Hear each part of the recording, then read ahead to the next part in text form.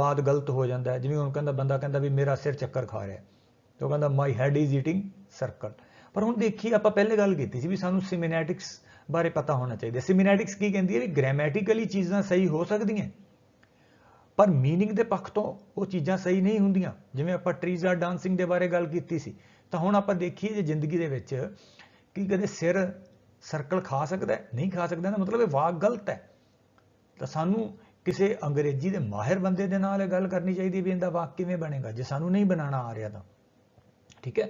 वो साडी जे रीडिंग ज़्यादा हैगी आ, साडे कोल इस तरह अंग्रेजी बोलण वाले बंदे हैगे आ, साडे कोल नैट हैगा आ जिथे असीं ट्रांसलेशनस कर सकते हैं, ठीक है। क्विजलेट्स ने, ठीक है। इस तरीके नाल मतलब उनदे ते ट्रांसलेशन वाले सॉफ्टवेयर्स ने अपने इंटरनेट दे विच, असीं उन्हां राहीं ट्रांसलेशन करके देख सकते हैं भी इहदा की बन सकदा है, ठीक है। तो मैं बागो बाग हो गया तो आई बिकेम गार्डन गार्डन, ये हो ही नहीं सकता। राइट वन की आई फेल्ट ओवर जॉयड, तो इहदे तो बचिया किवें जावे, बचिया तो यही है भी सानू मीनिंग वाली ध्यान देना पएगा भी की उन्हें मीनिंग सही निकल रहा है। सिमेनैटिक्स बारे सानू थोड़ा बहुत पता होना चाहिए, ठीक है, फिर ही ये गल बनेगी। हुण ये असल जिंदगी संभव तां ही हैगा जे आपां वर्ड टू वर्ड वाली ट्रांसलेशन जिहड़ी हैगी है उन्होंने आपां आपदी जिंदगी ते भी लागू करके वेखिए भी की इस तरह हो ही सकता है कि नहीं हो सकता, ठीक है। इस तरह विश्राम चिन्ह ने मतलब पंक्चुएशन ने उनके बारे सानू पता होना चाहिए भी एक अद्धा कोमा ही इधर उधर लगन नाल किवें फर्क पै जांदा है, ठीक है। फिर फिनैटिक्स है, फोनोलॉजी है। हुण आपां कहने लिसनिंग करो, लिसनिंग दे विच बहुत सारे पक्ष ने जिथे मतलब सानू लिसनिंग पता ही नहीं लगती भी अगला की बोल गया कर गया, क्योंकि सानू स्ट्रेस बारे नहीं पता, सानू रिदम बारे नहीं पता, सानू इंटोनेशन बारे नहीं पता। स्ट्रेस है जिहड़ी जां रिदम है जां इंटोनेशन है जां एसिमिलेशन है, सानू जो पता ही नहीं इन्हां चीज़ां बारे। हुंदा की है भी सिलेबल हुंदे अंग्रेजी दे विच, सिलेबल सिलेबल की है जिवें आपां कोई भी वाक लिखते हैं मतलब शब्द लिखते हैं तो उहदे सिहारी बिहारी औंकड़ दलैंकड़ कोई ना कोई चीज़ आउंदी है, उहदे हिसाब नाल अंग्रेजी विच भी उस तरीके नाल जिहड़े AEIOU वाले मतलब लैटर्स ने वो मतलब साउंड प्रोड्यूस करते हैं, जो कोई होर लैटर साउंड प्रोड्यूस करता है, तो साउंड प्रोड्यूस करन दे हिसाब दे नाल उस तरह का उस वाक नूं सिलेबल्स दे विच तोड़ लिया जाता है। तो उहदे विच फिर वेख्या जाता है भी किसी वाक दे विच एक सिलेबल है कि दो सिलेबल है कि तीन है कि चार है कि पांच है, उहदे हिसाब नाल कुछ रूल्स होंदे ने, फिर स्ट्रेस देनी पैंदी। रिदम की हुंदा है, रिदम दे विच जदों हुण किसी थां ते स्ट्रेस देनी है, किसी थां ते स्ट्रेस नहीं देनी, ठीक है।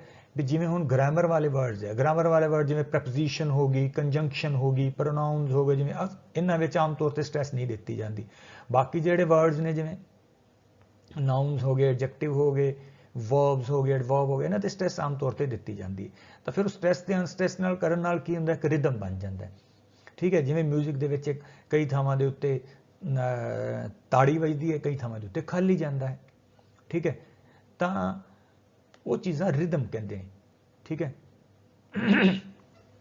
फिर इंटोनेशन है, इंटोनेशन च हुंदा है भी किस तरह का वाक बोलिया जा रहा है, भी की ये वाक दे विच पहला उच्ची आवाज़ आनी चाहिए है, बाद विच नीवीं आवाज़ होनी चाहिए है, कि पहले नीवीं आवाज़ है फिर उच्ची आवाज़ आनी चाहिए है। इंटोनेशनस तो सानू पता लग जाता है आम तौर पर भी कित्थे वाक खत्म हो रहा है, कित्थे वाक शुरू हो रहा है। वाक आपां ये कह सकते हैं भी आवाज़ का उतार चढ़ा ये इंटोनेशन है, ठीक है। ये सानू पता होना चाहिए। एसिमिलेशन है, एसिमिलेशन की हुंदा, मान लो दो वर्ड्स ने हॉट पॉट, उहदे हॉट दे विच टी आ गई, पॉट विच भी पी आ गई, हॉट च टी आ गई, पॉट विच पी आ गई, तो जिहड़ी टी है जो उस तो बाद पी आ जाए तो जिहड़ी टी है वह पी च बदल जाती है, इनू एसिमिलेशन कहते। तो जो इन्हू बोलन लगांगे इनू हॉट पॉट नहीं बोलांगे, hop pop, hop pot, hop pot, तो मतलब पी टी पी च कन्वर्ट होगी, ठीक है। एलीजन है, एलीजन विच की हुंदा कुछ जिहड़े आपां कह सकते हैगे आ लैटर्स ने, जिवें कंफर्टेबल है, कंफर्टेबल दे विच की OR नूं बोलिया नहीं जा रहा, इनू छड्ड देना पैंदा, इनू कहंदे एलीजन। हिस्टरी दे विच ओ बोलिया नहीं जा रहा, ठीक है। हिस्टरी कंफर्टेबल, कंफर्टेबल, तो OR नहीं बोलिया जा रहा उत्थे हिस्टरी विच, हिस्टरी ओ नहीं बोलिया जा रहा। तो सानू पता होना चाहिए भी कित्थे कित्थे किवें किवें ये हुंदे, ये सानू तां ही पता, जे सानू पता होगा फिर ही लिसनिंग वधिया होगी ना। ट्रांसक्रिप्शन है, ट्रांसक्रिप्शन ये भी किद्दां किसी वर्ड नूं लिखना करना है, कित्थे स्ट्रेस देनी है, कित्थे स्ट्रेस नहीं देनी, उहदे सिंबल्स लगाने ने, ठीक है। आर्टिकुलेटरी फिनैटिक्स है। आर्टिकुलेटरी फिनैटिक्स ਦੇ ਵਿੱਚ ਇਹ ਵੀ ਸਾਡੀ ਜਿਹੜੀ ਜਦੋਂ ਆਵਾਜ਼ ਨਿਕਲਦੀ ਹੈ ਤਾਂ ਉਹ ਸਾਡੇ ਦੰਦਾਂ ਦੇ ਪਿਛਲੇ ਪਾਸੇ ਜਿਹੜਾ ਐਲਵੇਰੀ ਰਿਜ ਹੈ ਵੀ ਉੱਥੇ ਟਕਰਾਉਂਦੀ ਹੈ ਜਿਬ, ਤਾਂ ਫਿਰ ਕਿਵੇਂ ਆਵਾਜ਼ ਨਿਕਲਦੀ ਹੈ। ਠੀਕ ਹੈ। ਜੋ ਦੰਦਾਂ ਨਾਲ ਟਕਰਾਉਂਦੀ ਹੈ ਉਦੋਂ ਆਵਾਜ਼ ਕਿਵੇਂ ਨਿਕਲਦੀ ਹੈ। ਜਦੋਂ ਸਾਡੀ ਸੌਫਟ ਪੈਲੇਟ ਨਾਲ ਆਵਾਜ਼ ਟਕਰਾਉਂਦੀ ਹੈ ਉਦੋਂ ਕਿਵੇਂ ਨਿਕਲਦੀ ਹੈ। ਹਾਰਡ ਪਲੇਟ ਨਾਲ ਹੈ ਉਦੋਂ ਕਿਵੇਂ ਨਿਕਲਦੀ ਹੈ। ਇਹ ਚੀਜ਼ਾਂ ਜਿਹੜੀਆਂ ਨੇ ਆਰਟੀਕੂਲੇਟਰੀ ਫਿਨੈਟਿਕਸ ਨੇ। ਆਵਾਜ਼ ਜਦੋਂ ਨਿਕਲਦੀ ਹੈ, ਲਿਪਸ ਨੇ ਜਿਹੜੇ, ਲਿਪਸ ਦੇ ਰਾਹੀਂ ਆਵਾਜ਼ ਕਿਵੇਂ ਨਿਕਲਦੀ ਹੈ, ਇਹ ਸਾਨੂੰ ਪਤਾ ਹੋਣਾ ਚਾਹੀਦਾ ਹੈ। ਠੀਕ ਹੈ। ਤੇ ਸਾਨੂੰ ਸਿੱਖਣਾ ਪਏਗਾ।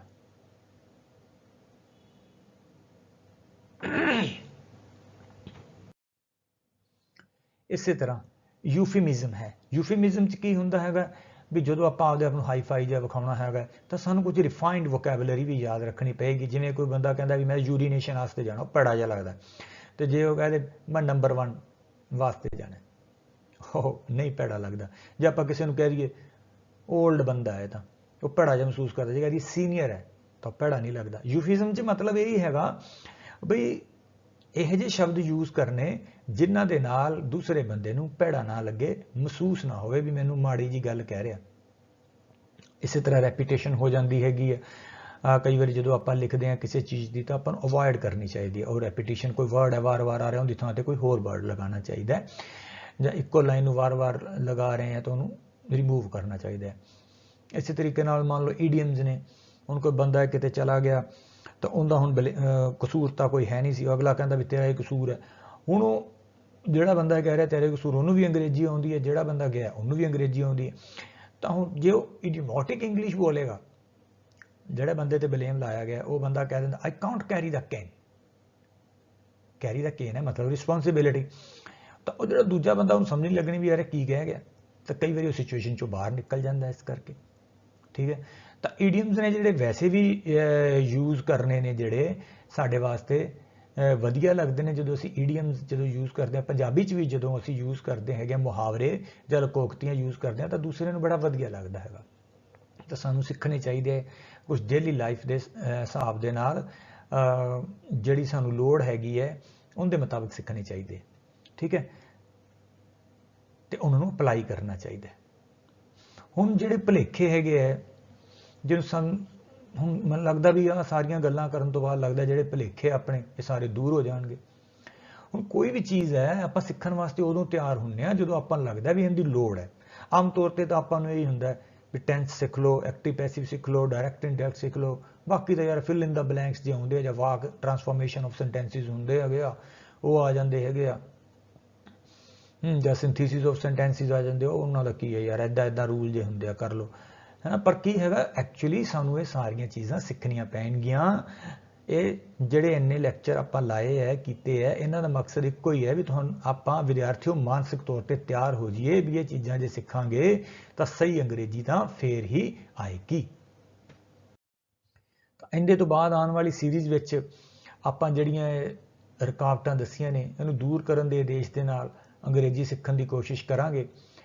ਤੇ ਟਾਈਮ ਤਾਂ ਲੱਗੇਗਾ, ਮਿਹਨਤ ਤਾਂ ਲੱਗਦੀ ਹੈ ਹਰ ਕੰਮ ਵਾਸਤੇ। ਠੀਕ ਹੈ। ਤਾਂ ਜੇ ਜ਼ਰੂਰਤ ਮੁਤਾਬਕ ਅੰਗਰੇਜ਼ੀ ਸਿੱਖਣੀ ਹੈ, ਇਹ ਤਾਂ ਹੁਣ ਸਾਡੀ ਮਿਹਨਤ ਤੇ ਡਿਪੈਂਡ ਕਰੇਗਾ ਵੀ ਅਸੀਂ ਕਿੰਨੀ ਮਿਹਨਤ ਕਰਦੇ ਹਾਂ, ਕਰਾਉਣੇ ਹੈਗੇ ਆ, ਕਿਉਂਕਿ ਕਿਸੇ ਵੀ ਚੀਜ਼ ਦਾ ਸ਼ਾਰਟਕਟ ਨਹੀਂ ਹੈਗਾ। ਠੀਕ ਹੈ। ਤਾਂ ਫੀਡਬੈਕ ਹੈ ਜਿਹੜੀ ਤੁਹਾਡੇ ਵੱਲੋਂ ਵਿਦਿਆਰਥੀਓ ਬਹੁਤ ਘੱਟ ਮਿਲ ਰਹੀ ਹੈ। ਫੀਡਬੈਕ ਆਪਦੀ ਜ਼ਰੂਰ ਦਿਓ, ਮੈਂ ਆਪਦਾ ਨੰਬਰ ਦਿੱਤਾ ਹੋਇਆ। ਤੇ ਹੁਣ ਮੈਂ ਅਖੀਰ ਦੇ ਵਿੱਚ ਇਹੀ ਕਹਿਣਾ ਕਿ ਜਿਹੜੀਆਂ ਗੱਲਾਂ ਆਪਾਂ ਹੁਣ ਤੱਕ ਡਿਸਕਸ ਕੀਤੀਆਂ ਨੇ ਉਹਨਾਂ ਨੂੰ ਇੱਕ ਵਾਰ ਇਕਾਗਰਚਿਤ ਹੋ ਕੇ ਸੁਣੋ, ਸਮਝੋ ਤੇ ਦੇਖੋ ਵੀ ਤੁਹਾਨੂੰ ਕਿੱਥੇ ਕਿੱਥੇ ਚੀਜ਼ਾਂ ਦੀ ਲੋੜ ਹੈ ਤੇ ਸੁਧਾਰਨ ਦੀ ਕੋਸ਼ਿਸ਼ ਕਰੋ। ਮੈਨੂੰ ਵਾਹਿਗੁਰੂ ਨੇ ਜਿਵੇਂ ਹੁਣ ਮੌਕਾ ਦਿੱਤਾ, ਫਿਰ ਉਸ ਪਰਮਾਤਮਾ ਨੇ ਮੌਕਾ ਦਿੱਤਾ ਤੁਹਾਡੇ ਸਾਹਮਣੇ, ਮੈਂ ਤੁਹਾਡੇ ਲਈ ਫਿਰ ਮੈਂ ਇੱਕ ਵੀਡੀਓ ਬਣਾ ਕੇ ਲੈ ਕੇ ਆਇਆ। ਉਹ ਮੈਨੂੰ ਫਿਰ ਜੇ ਮੌਕਾ ਦੇਵੇਗਾ ਤਾਂ ਮੈਂ ਤੁਹਾਡੇ ਵਾਸਤੇ ਇੱਕ ਵਾਰ ਫਿਰ ਅੰਗਰੇਜ਼ੀ ਕਿਵੇਂ ਸਿੱਖੀਏ ਦੀ ਸੀਰੀਜ਼ ਲੈ ਕੇ ਆਵਾਂਗਾ। ਤੇ